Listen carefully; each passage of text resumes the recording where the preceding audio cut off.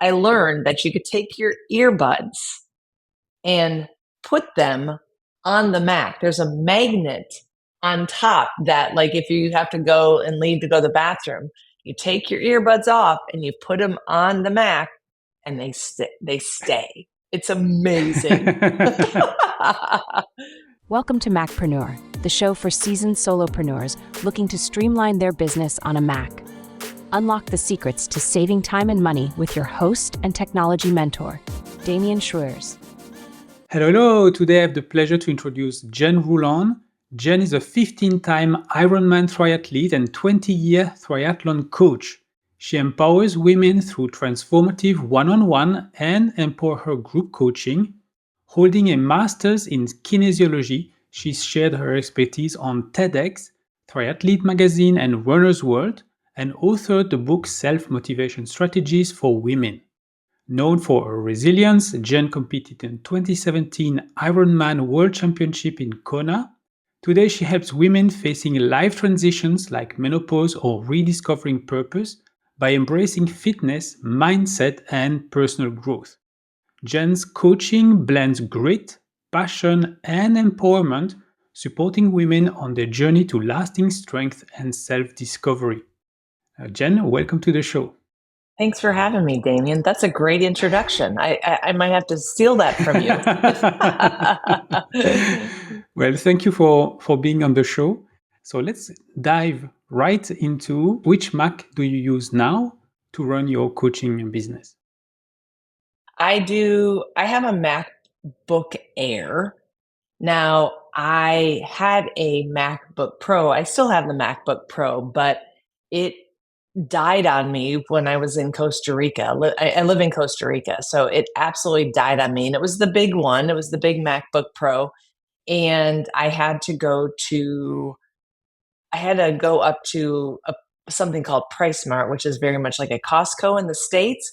And I had to drop some money to get the MacBook Air. But honestly, I loved the MacBook Air. It's convenient to travel with it, to, do everything with it. But the MacBook Pro can hold a lot more stuff, if that makes sense, versus the MacBook Air. Yeah. Yeah, in the pre-show, we talked about also that your old MacBook Pro is still an Intel processor. Now you have the M1. Yeah. So how was the transition? Yes. How do you like the M1 processor? To be honest with you, I don't think I've noticed it. But it's been so long since I've been on the MacBook Pro that I think it's just sort of like, it's just came really natural to me, because I think Apple does a really nice job of, transitioning, especially for a girl that is here to get work done and do stuff online, right?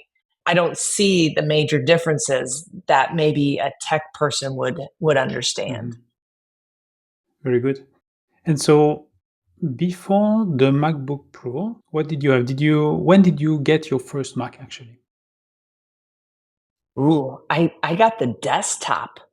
And it was pretty much when I started JenRulon.com. I knew I was an iPhone user, and I just really, truly fell in love with it. I mean, I think that's how we all feel about it. And then I thought, man, these PCs are sort of junky.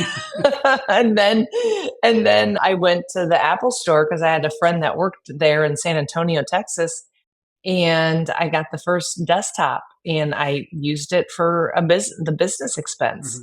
And I absolutely loved it. And I loved it because the nice thing about the desktop is that it was, it was very big. It was very simple. It was very streamlined, but I didn't have to take it. I didn't take it everywhere. And that's what I loved about the desktop, because when I was away from the desktop, I didn't work. Laptop's a little different these days. Yeah. And how did you adapt or cope with the smaller screen of the MacBook Pro and then now the MacBook Air compared to the old iMac? Right.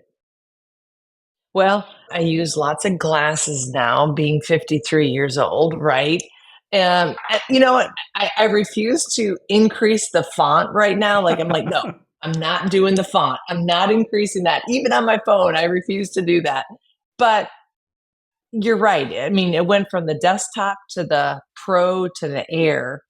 And there's times where I'm like, is that what I'm reading? And so I will have to zoom in a little bit. But for the most part, it was an easy transition because I had no Mhm. choice. I had no choice because that MacBook Pro, I mean, it died. I took it back to Apple. They did clean it up for me. I do, from what I've gathered living in Costa Rica, I do know that the humidity can really get to some of the computers. So it's good to have a backup now. And you're Yeah. also near the beach, so there's also sand I'm and exactly. so it's, Exactly. Yeah. yeah. Yeah. But I don't know if you know so Apple doesn't do any 27-inch desktop anymore, right? The biggest Mm. iMac they do is a 24-inch, but they sell what they call the Studio Display.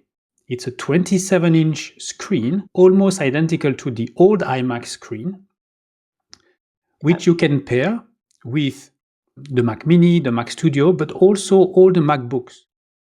And actually, there Mm. is there is an iPhone chip inside the monitor, the Studio Display, because the Studio Display has a built-in webcam with all the features, with the latest features that we have now on Macs.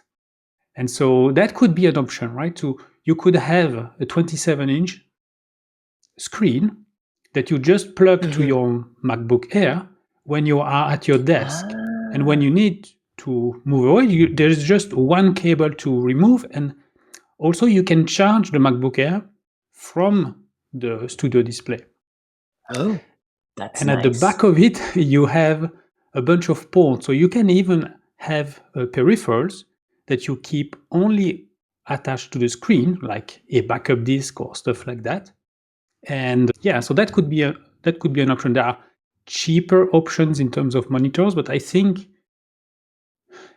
it's the best compatibility wise. I think it's a great Mhm. option when you want more screen real estate, but still stay in the Apple ecosystem. Mhm. That makes sense. Yeah. So let's switch gear and talk about applications. So on your MacBook Air now, which applications do you use the most? A lot of the stuff that I do online is online. I don't dive in much to the apps. I I mean, obviously, I'll use Zoom for my connections with my ladies. I do weekly calls with them. I actually have a VPN, so which is very helpful for being in Costa Rica. So then I get to watch some Amazon Prime or Netflix if I want to, that type of thing. So I will do that. For the most part,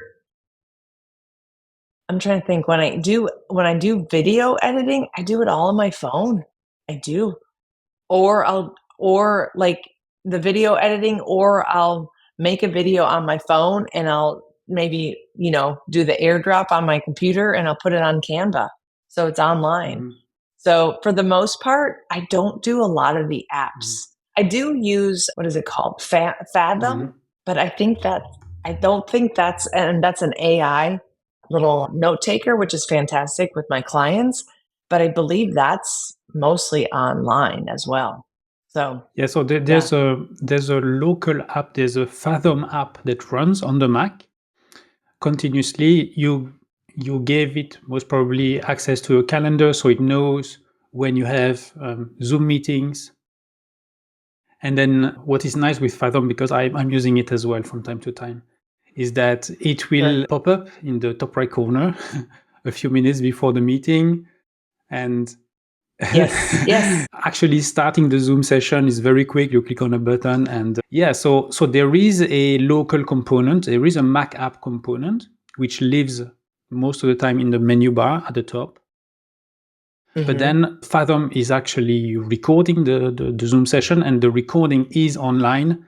And then the summary, the transcriptions and so on, it's It's through the browser that we access it, right? yeah, It's online. exactly. Exactly. And what is nice, what I Yeah. discovered is that Fathom automatically can send an email to the guests, to the other people in the Zoom session, Really? and with the link to the recording. Right? I think it's not I fully did not know automatic, that. but it's because I have the free plan. I don't know if you pay. I have the free plan, and it's not automatic, but it's just a button to click. And I can do that immediately after the meeting. I click on the button, and then the other people, they get a link to the recording. Sure. So since you're using mostly web services, what is your browser of choice then? I do Safari, but I've noticed that on my MacBook Air, I can't open my documents or my downloads. They're in the desktop. And so I don't know, like I can't save stuff from my Safari, so I have to go to Google Chrome to save. And once again, I've just gotten to a point where I'm like, if I have to download, if I have to go to Canva or DocuSign, then I just go to Google Explore or not Google Chrome, and then I do that because I know it downloads into my computer. So Damien, I might need your help because I haven't figured it out. Like, I've had this computer for a year and a half now, and I'm just like, I don't have time. I got stuff to do. I got work to do, and I just sort of deal with it and put everything in one folder, and then organize that folder, the Jen folder. But yeah, I don't know what happened. Like, I don't think I have the space on the MacBook Air. I believe it's a parameter in the settings of Safari where files get downloaded. By default, it should be the downloads folder. It's possible to tell Safari to ask you every time, possibly that it's pointing to a folder that does not exist anymore. That's possible, and that means it goes nowhere. Right? It can't be saved. And yeah, after the episode, because you're right, because it will like in the corner, how it shows that it's like downloading. Mm-hmm. It's like, where did it go? And then even when I do screenshots, mm-hmm. I'll have to I'll be like, no. And then I have to open it and then send it to myself. And I'm like, okay, this is just, I know I'm making this complicated, but once again, I'm not a techie, mm-hmm.